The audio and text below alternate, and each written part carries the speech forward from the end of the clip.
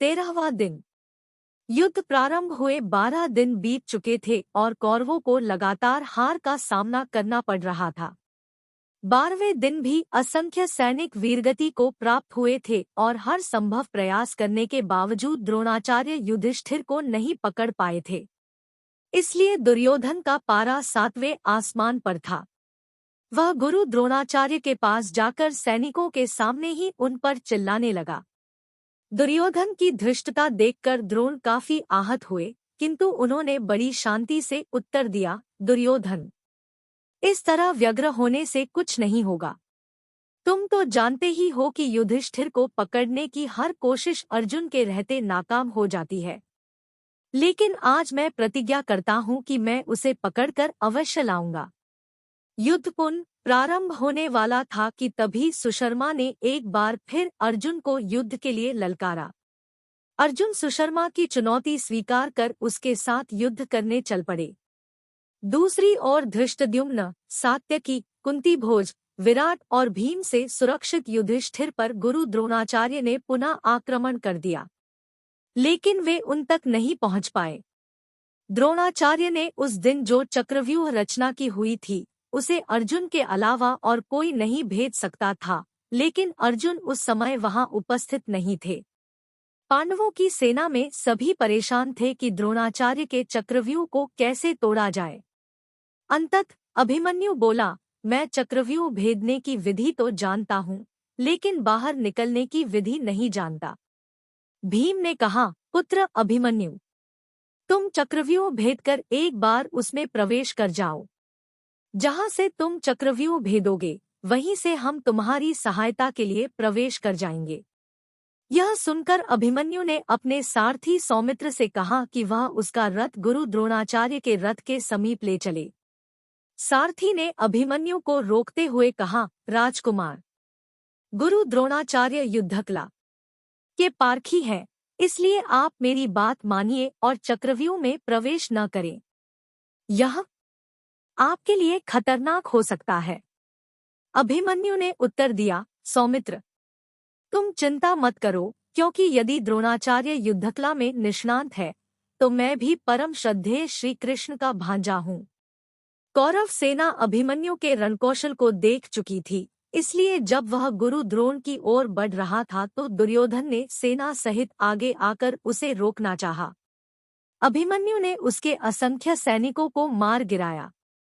वह दुर्योधन को पकड़ने ही वाला था कि गुरु द्रोण ने एक सैन्य टुकड़ी दुर्योधन की सहायता के लिए भेज दी, क्योंकि उसका स्वतंत्र रहना जरूरी था। जब गुरु द्रोणाचार्य को लगा कि उनके सैनिक अभिमन्यु को रोक पाने में असमर्थ हैं, तो वे अपने साथ अश्वत्थामा, कर्ण, शकुनी, जयद्रथ, अश्मक और शल्य को ले गए और फिर सातों महारथियों ने अभिमन्यु को घेर लिया। घिर जाने के बावजूद भी अभिमन्यु घबराया नहीं और निर्भीकतापूर्वक युद्ध करता रहा।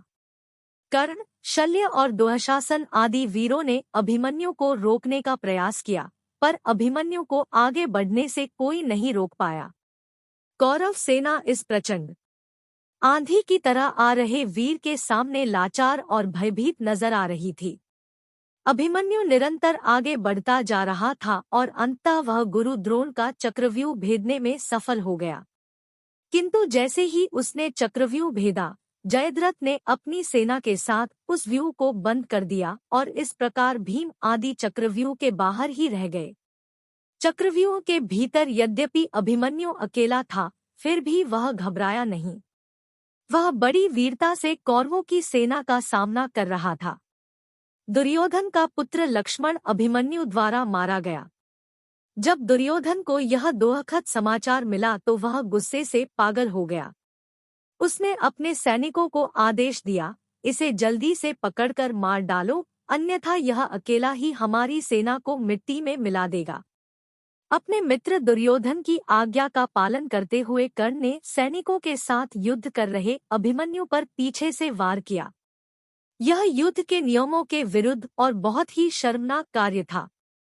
पीछे से हुए प्रहार से अभिमन्यु का कवच, तरकश, धनुष और ढाल सब टूटकर गिर गए, पर वह विचलित नहीं हुआ। उसने टूटे हुए रथ का पहिया उठाकर दर्जनों सैनिकों को मार गिराया। अंततः वह पहिया भी टूट गया।